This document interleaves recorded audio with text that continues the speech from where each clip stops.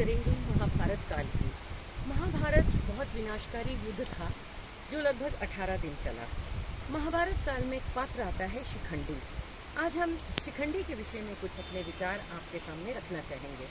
बहुत ही रहस्यमय पात्र, बहुत ही विचित्र पात्र, जो कि भीष्म पितामह की मृत्यु का कारण बना। ऐसा बताया जाता है कि महाभारत काल से पहले पुनर्जन्म पुनरावृत्ति सभी की हुई थी और यही पात्र जो हैं बहुत विचित्र रूप से महाभारत लड़ते रहे। ऐसा कहा गया कि भीष्म पितामह ने हस्तिनापुर के राजा विचित्रवीर्य जो उनके छोटे भाई थे, उनका विवाह नहीं होता था और उनका विवाह कराने के लिए उन्होंने जो राजा थे काशीराज, उनकी 3 बेटियां थी, अम्बा, अंबिका और अंबालिका, उनका अपहरण कर लिया। अब हुआ ये कि जब अम्बा को अपहरण करके लाए तो अम्बा ने कहा कि मैं राजा शालव से प्यार करती हूँ। भीष्म पितामह उनका विवाह कराने के लिए राजा शालव के पास ले गए। राजा शालव ने उनको अपनाने से मना कर दिया। अब अम्बा जो है वो इतनी क्रोधित हो गई कि उनके अंदर बदले की भावना आ गई और उन्होंने भीष्म पितामह से बदला लेने की सौगंध खा ली।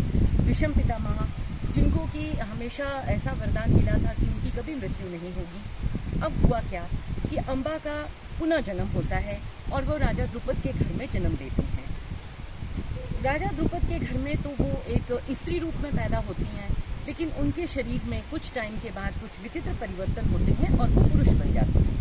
ऐसा भी कहा जाता है कि यक्ष थे, उन यक्ष ने उनको कहा था कि आपने भीष्म पिता से बदला लेना है तो मैं अपना पुरुषत्व आपको दे देता हूँ और आप अपना स्त्रीत्व मुझे दे दो, और जब आपका वचन पूरा हो जाएगा तो हम फिर पुनः अपना पुरुषत्व और स्त्रीत्व आपस में पुनः उसको वापस ले लेंगे। कहानी फिर महाभारत काल में घूमती है।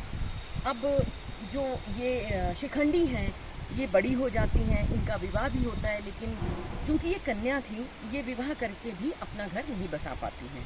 महाभारत की लड़ाई शुरू हो जाती है।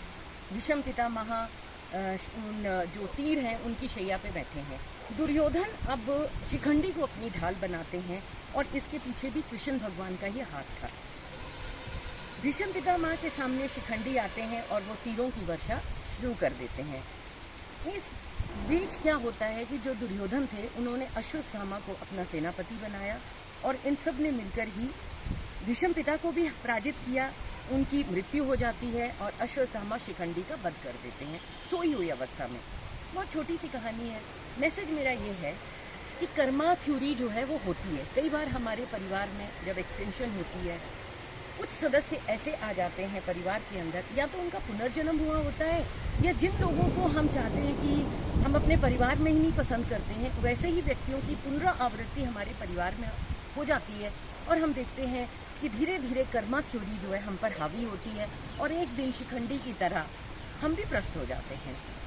मेरा एक छोटा सा मैसेज है कि अपने कर्मों को अच्छा रखें। धन्यवाद।